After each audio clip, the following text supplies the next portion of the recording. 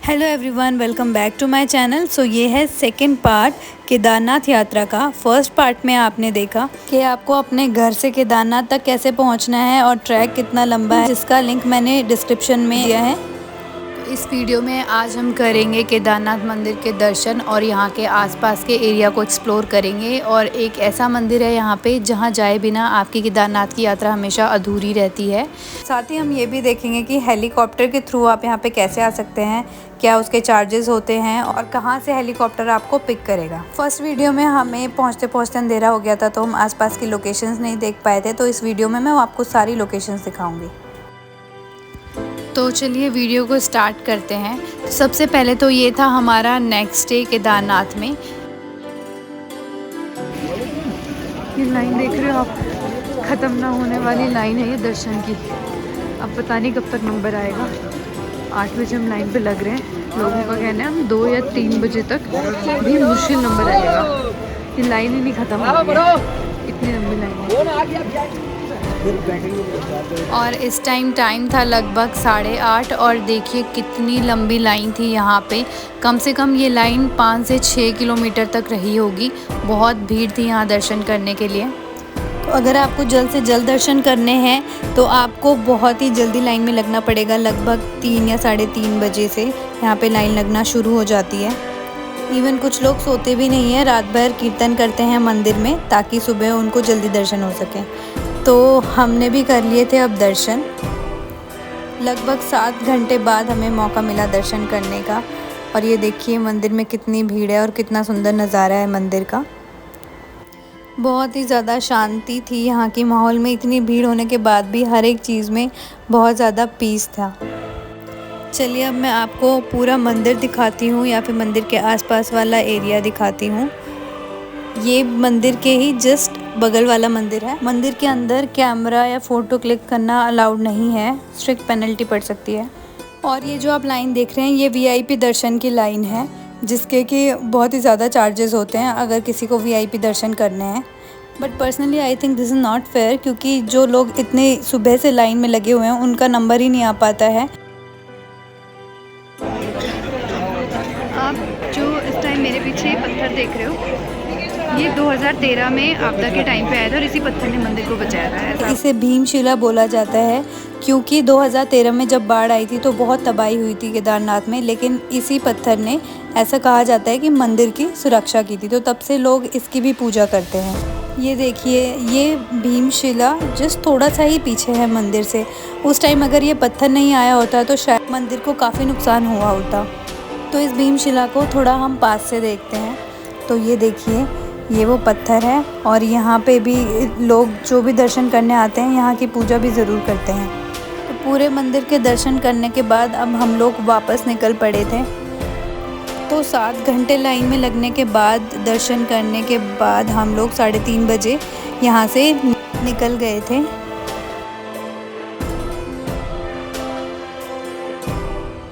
लेकिन यहाँ पे स्नोफॉल भी होने लग गया है मंदिर के और उसके बाद इतना अच्छा सफ़र था हमारा कि जैसे चाहा वैसे हो गया। मंदिर के दर्शन करने के बाद स्नोफॉल हो गया। एक बार के लिए हम घबरा गए थे कि स्नोफॉल हैवी होगा अगर तो हमें जाने में प्रॉब्लम होगी, लेकिन ये 15 से 20 मिनट के लिए हैवी स्नोफॉल हुआ। उसके बाद धूप आ गई थी, तो हमारा सफ़र वापस जाते टाइम भी बहुत अच्छे से कट गया था। अपने साथ रेन कोट, ये सारी चीज़ें आप पहले से रखें क्योंकि ऊपर जाके बहुत महंगी मिलती हैं।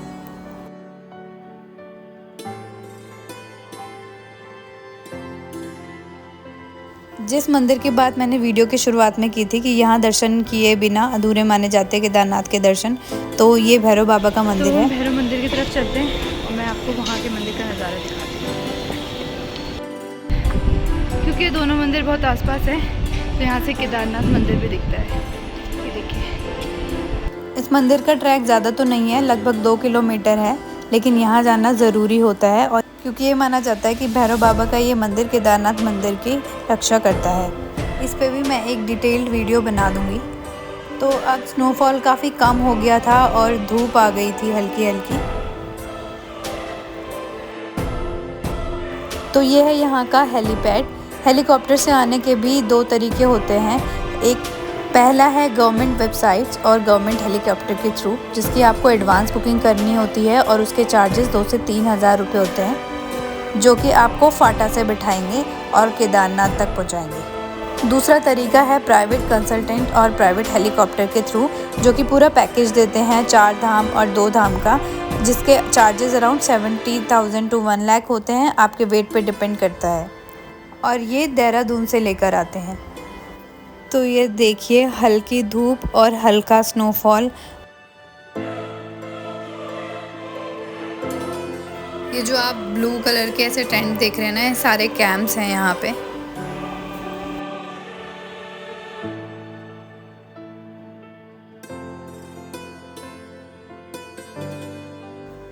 केदारनाथ आपको पहुँचने के लिए लगभग 12 घंटे लगते हैं, लेकिन आपको वापस आने के लिए उसका ऑलमोस्ट हाफ़ टाइम लगता है, यानी कि 6 से 7 घंटे लगते हैं। जाते टाइम सुबह हम 6 बजे निकले थे और शाम के 7 बजे हम पहुंचते हैं, लेकिन वापस जाते टाइम हम लोग 3 या 3:30 बजे निकले थे और 10-10:30 बजे हम गौरीकुंड पहुंच गए थे। लेकिन ट्रस्ट में वापस आते टाइम आप में वो एनर्जी नहीं रहेगी जो जाते टाइम रहती है। एक तो हम फ्रेशली स्टार्ट करते हैं ट्रैक, और दूसरा एनर्जी रहती है मंदिर पहुंचने की, दर्शन करने की। लेकिन वापस जाते टाइम, क्योंकि आपने एक दिन पहले ट्रैक किया होता है, बहुत मुश्किल से चल पाते हैं आप, बहुत मुश्किल होती है चलने में। ऐसा नहीं है कि टाइम कम लगेगा तो आपको थकान भी नहीं लगेगी जाते हुए। मेरा एक टाइम ऐसा आ गया था कि मैं अपने पैर भी आगे नहीं बढ़ा पा रही थी, बहुत मुश्किल से मैं बैठ कर पहुंची हूँ गौरीकुंड तक। यहाँ पे शॉर्टकट्स भी काफ़ी होते हैं आने के, लेकिन थोड़े से रिस्की होते हैं, आपका गिरने का डर रहता है वहाँ से, लेकिन काफ़ी कम हो जाता है आपका ट्रैक। 1 या 2 किलोमीटर का फ़र्क ज़रूर पड़ता है। ये रास्ता बहुत ही ज़्यादा कम स्पेस वाला है, पैदल लोग भी इसी पे जाते हैं और घोड़े भी इसी में जाते हैं, तो काफ़ी रिस्की रहता है। घोड़े वाले होते हैं बिल्कुल भी ध्यान नहीं रखते हैं इनका, और रास्ते पे ले जाते टाइम ये भी नहीं देखते हैं कि किसी को चोट लग सकती है। घोड़ों की भी बहुत बुरी हालत रहती है, उनके पैर में चोट लगी रहती है, फिर भी ये उनको लेके जाते हैं। बहुत बुरा लगता है उन्हें देखकर।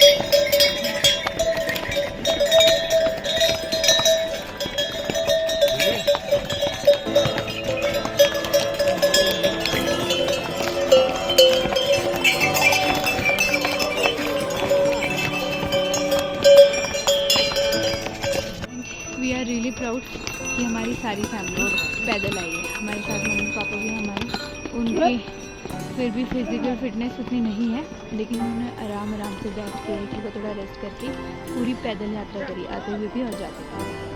तो मम्मी पापा हमें ढूंढ रहे हैं, हम शॉर्टकट रास्ते से आए थे, उन्हें लग रहा है अब तक हम उस शॉर्टकट रास्ते से आए ही नहीं है। वो देखो हमें ढूंढ रहे हैं।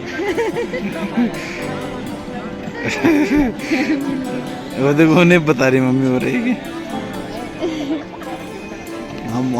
हमने बहुत सारे शॉर्टकट रास्ते लिए थे पहुंचने के लिए। देखिए ये वाला शॉर्टकट रास्ता था, कम हो गया था डिस्टेंस, काफ़ी टाइम निकल गया था और अंधेरा होने लग गया था, और हम काफ़ी डिस्टेंस कवर कर चुके थे। यहाँ से सिर्फ 2 या 3 किलोमीटर बाकी था, जिसे हम बहुत ही देर में कवर कर पाए थे। हम लोग वहाँ से 3:30 बजे के आसपास निकले थे और हम नीचे गौरीकुंड पहुँच गए थे 11 साढ़े 11 बजे। पापा यहाँ देखो, चलो चढ़ाई चढ़ो चढ़ाई। रात के टाइम पे बम बम बोले दिल के राज खोले, बम बम बोले दिल के राज खोले। यही है लगभग आधा किलोमीटर हो रहा है बस यहाँ से। एक है जहाँ से गाड़ी मिलेगी। यहाँ पे एक नंबर लिखा होता है, अगर आप किसी को भी घोड़े को मारते हुए या फिर ये सारी चीज़ें करते हुए देखते हैं तो आप कंप्लेन कर सकते हैं। अब हम पहुँच गए थे अपनी गाड़ी में, और मुझे बहुत ज़्यादा थकान के बाद बहुत गहरी नींद आ चुकी थी, और हम वापस निकल गए थे टिहरी के लिए, और ये हम अभी आधे रास्ते में हैं। और इसी के साथ हम लोगों ने केदारनाथ का ट्रिप ख़त्म किया 3 दिन के अंदर, और हम लोग टिहरी अगली सुबह 8 बजे तक पहुँच गए थे। तो ये था हमारे केदारनाथ जर्नी का पार्ट 2। पार्ट 1 मैंने डिस्क्रिप्शन में मेंशन किया है, और आई होप आप सभी लोगों को वीडियो पसंद आया होगा। If you like the video, don't forget to share and subscribe. Thanks for watching.